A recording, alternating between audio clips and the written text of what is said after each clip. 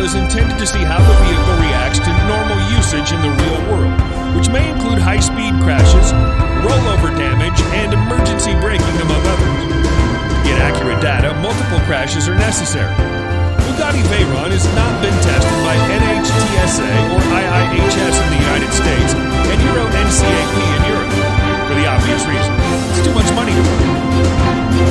Instead of crashing dozens of $2 million cars, Bugatti used only one vehicle for every test, which the company then repairs to perfection for more tests year after year.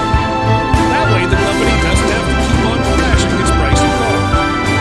Also, Bugatti uses its own crash simulation software to depict real-world collision and generate data from it. Digital tests cost thousands of dollars, but still it's more affordable than destroying a Veyron.